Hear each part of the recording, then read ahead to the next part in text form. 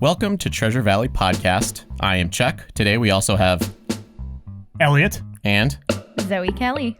Thank you for joining us. This episode is brought to you by LowerGentry Studios. Here at LowerGentry Studios, we create thought-provoking content with integrity, and we enjoy every aspect because we are hedonists. You can go to www.lowergentrystudios.com to check out our original content, including this podcast, a web series, and 2 feature films.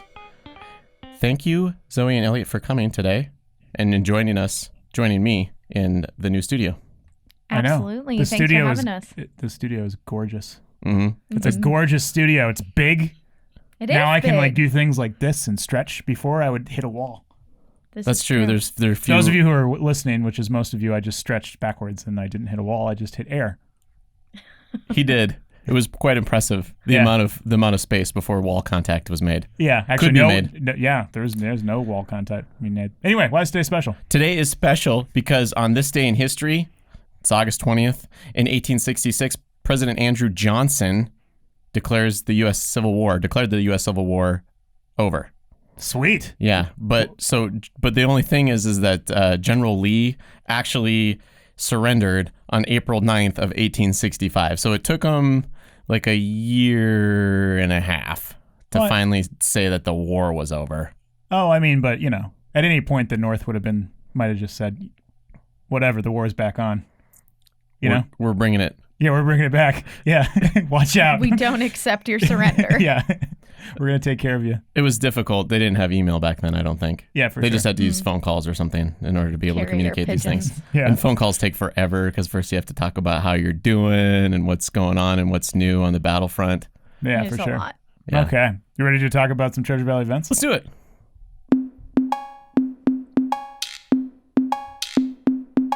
What's going on? What's going on?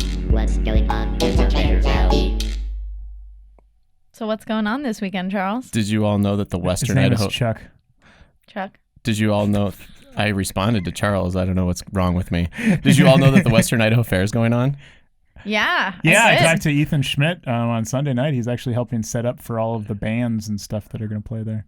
I'm excited because one of the bands is 3 Doors Down. I remember 3 Doors Down from a VH1 music video from my middle school years, I believe. Yes. I had a karaoke machine with Superman on it, so it was one of my go-tos. I've reached the point where bands from my high school era are now irrelevantly performing in county fairs and state fairs. Yeah. So 3 Doors Down, thank you for making me feel older. I appreciate it a great deal.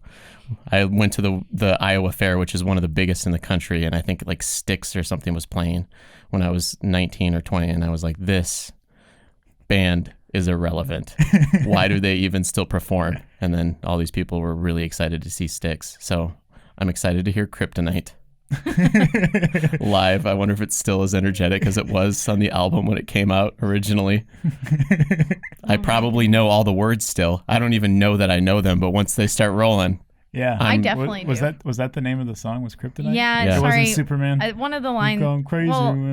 They go hand in I hand. probably shouldn't sing it because we don't have rights to it. Don't sing it. I don't think you were close enough. Off key. Oh my gosh, at Will work. you call me Batman? At work the other day, this old man, Ralph, he said, I work with seniors and he's probably in his 90s, and he said, "You're a jailbird singer, Zoe." And I said, "What does that mean?" He said, "You're behind a few bars and looking for a key." Sorry, I just thought of that. That's a good old person joke. It's such a... I You're love behind a few bars and looking for a key. All right. I wanted to talk about one more event coming up this weekend. It's called the Boise Comic Arts Festival. It's their 7th year. It's the 24th and the 25th at the Jump Building. It's family friendly, and it's a celebration featuring local and international comic creators, panels, exhibits, workshops, and a cosplay contest. Sounds like a lot of fun. So if you want to go, boisepubliclibrary.org/BCAF has all the details. That's awesome. Wow. Are you going to go there? Are you going to cosplay? I would love to, but I work. Oh, okay. So someone go for me. I'm gonna go as a podcaster. I'm gonna go as the Fifth Element girl. Yes. Ooh. Yeah, with like the white stripes over my body. Yes. Can I interview you for my podcast? Hot. Yeah, I'm gonna be very popular after that. Oh my God. Isn't that usually the one though? That's what everybody cosplays as. Like every like attractive woman always Really? does that. Yeah. I want to go as Poison Ivy. That's my cosplay dream. Really? Mhm. Like what Poison Ivy? Like, are you talking about like Uma Thurman Poison Ivy or like the video game Poison Ivy? I feel like a combo between the two, except actually I saw this one artist that did a pinup rendition of Poison Ivy. So she's done as a pinup girl. I think I'd probably go for that style because I love pinup. Okay. But I don't know. Well, I guess that kind of covers the events. So we're going to talk about some problems and solutions. We probably should. Bam, Let's here do it it. comes. You've got problems. I've got problems. We've got problems. Here's the answer. All right, you guys. What is the problem? I want to today? know what the problem is. I want to know what the problem is. Too. I have the I wanna problem. whisper. Oh, okay. Okay. No, don't whisper. Oh, sorry. DBs. Oh, yep. All right, everyone. So our problem today is brought to you by my Philosophy 101 class. We were talking about how our society Wait, has... is that an official sponsor? How much money do they give us? No, I pay them.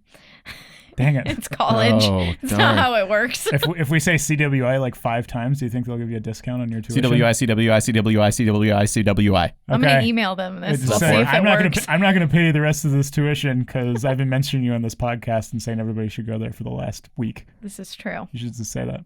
I'll send them an email. All We'll right, see. perfect. Yeah. Anyway, so today in the philosophy class, my professor said something along the lines of a healthy society is one that can disagree and not kill each other. And he was talking about how polarized we've become and how unable to have civil discussions we've become. So I think this is a big issue. We can all see evidence for it Shut up. right here in I don't this see any room. evidence. I just see evidence of an idiot spouting nonsense. That's wrong. You're 100% incorrect. That offends me.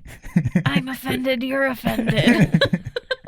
All right. So the problem is what? Polarization? Would you call it Yeah. that? Yeah. Polarization and a lack of discourse? I think it's a lack of civil discussion, ability to have civil discussion. Yeah, I think I disagree with that premise. I think your philosophy professor is probably an older dude, and then he just assumes that because he's older, the whole world is getting worse. But actually, the world was not better back then. It was just the same, and he was younger, and he was able to deal with it better. I mean, really, you don't think that the use and the implementation of social media and the anonymity that comes with it doesn't cause more anger, violence, or violence in speech?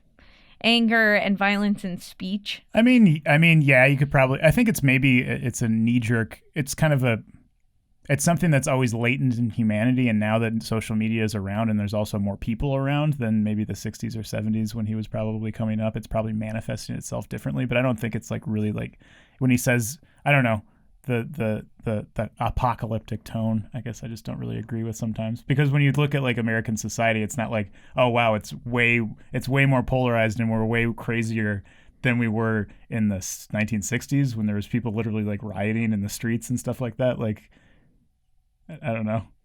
Do you think there's less discourse happening?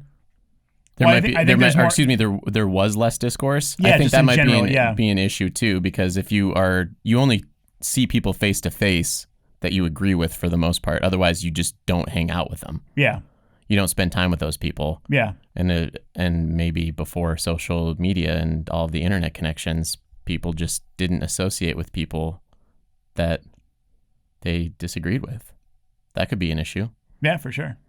I mean, also, I think people are more polarized, though. I agree. Really? I agree with Zoe okay, and why his professor. why exactly though? Like, what is Anecdotal. actually just anecdotal? Anecdotal evidence. Okay. I think that people are irrational. I don't know. Maybe everybody's always been irrational, but there's also the exposure of content that you get from advertising companies, which are Facebook and Google. Those are advertising companies, and they know what's going to push your buttons, and you have a fear response that they've calculated that you will click. Most human beings have a fear response, and they will click and they will read articles and be exposed to advertising based on that fear response. And so that's being reinforced consistently more now, because it's really funny. I was watching Hulu, which is more like TV, Yeah. And it was a weird experience because the 'cause commercials. I gave you the password. Sorry, Hulu. I gave you the password to mine, and mine's the really cheap one where it has ads in it. You can pay like an extra $4 a month and not get the ads. Yeah. Yeah. No, I have no idea what that is about stealing passwords or anything like that because I have my own account. Oh, yeah, for sure. Anyway, but it was weird to see. It was weird to see advertisements that weren't catered to me directly. Yeah. It's been so long because I don't watch television. There's nothing on TV that I tune into except for NBA basketball, I think, is the only thing.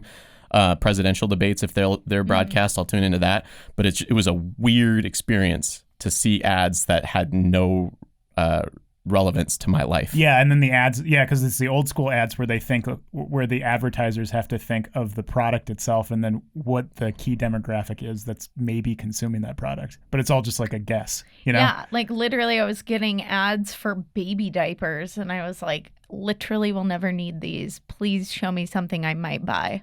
That was my response as a consumer. I was like, this is a waste of 90 seconds. Please show me something I want. Yeah. And so that the echo chamber effect, it has to have an effect on society. Yeah. No, I mean, I agree. I was just trying to say something different. Oh. Although I think it's maybe, I don't know. I think people are easily hyperbolic, especially older people, about how screwed up the generation is, though, too. Well, my professor's actually really young. How old is he? I mean, I didn't ask, but he's like not much older than us. Really? Yeah. Man, he's way more successful than I am. Yeah. Yeah. Well, does he have a podcast? We should bring him on here. Maybe we can outdo him intellectually. Well, then we'll see. What's your solution for the polarization? Oh, we have to come up with an answer and not just find out if it's a problem to begin with? Well, actually, one of the things that I wanted to actually bring up about polarization is that maybe what's also been hurting the discourse in the country is that the government itself, which is run by the two parties, has not been actually campaigning for a vast majority of the elections through gerrymandering. Correct. You know what I'm saying? Yeah. So if you live in a solid red area or a solid blue area, you don't get access to other ideas because either the DNC or the RNC refuses to support money or throw money at people that are campaigning through those areas. Yeah. So then everything, I guess that's another idea of like maybe an echo chamber, right? Because you're only exposed to like a conservative idea, or not even really conservative liberal, but just like an RNC idea or a DNC idea. And then you just get in the offshoots of that. And so no presidential candidate is ever going to come to Idaho to visit. Although Biden came the other day. Did you see that? I guess in the primaries. Yeah, the primaries, but not during the during the election, it would be a waste of money because everybody knows that the Idaho votes just go red. Yeah, exactly. Yeah. Yeah, I mean, so there's no reason to. And they've narrowed it down that way because it's more efficient through gerrymandering. Yeah, I see that. But see, I think that might be more evidence for echo chamber effect. It's just getting louder, and people don't want to think. Yeah. Right. Well, I mean, we're all lazy. Yeah, exactly. I'm lazy. If I can do something, if I can make a split-second decision and make it effective, then I would rather do that than have to sit and think about it. Yeah, and that's where memetics comes into play. And then the internet's all about memes, you know? Yeah. Like, and then especially like whenever I see those politically charged memes, which were literally they distill a political ideology into like 3 or 4 words, and then I just realized, okay, that's just the bite-sized chunk that people that don't think can just eat. And then just be like, I ate these 4 words and then now I believe it. And then anybody that doesn't believe these 4 words, I hate them. So I guess I understand. I think that's a part of the solution too, is not taking things personally when you disagree with someone, because saying you hate someone because they disagree with you, I just feel like is really juvenile. I think that if we do have more discussions with each other, especially people we disagree with, and go out of our way to befriend people we disagree with, then the less personal we would take it. I mean, these are the personal lessons I am learning as an avid debater in my own personal life, is having these debates with my friends and families, but not letting myself take it personally. Yeah. I mean, it's really hard. Forcing other people not to take it personally. It's really hard not to take it personally, too. I mean, I've debated with older people that were racists and, you know, or what I would term as a racist, but they wouldn't term themselves as racist. And it's very uncomfortable to like try to debate them on certain ideas and then not try to use terms that then would shut off their minds towards possible like possible epiphanies later down the road. Because anytime you're having a debate or a conversation with somebody, you're not trying to really convince them in the moment. You're trying to listen to them, and then you're trying to like give your own point of view. And then maybe down the road they'll think about your point of view when they come to another situation or something.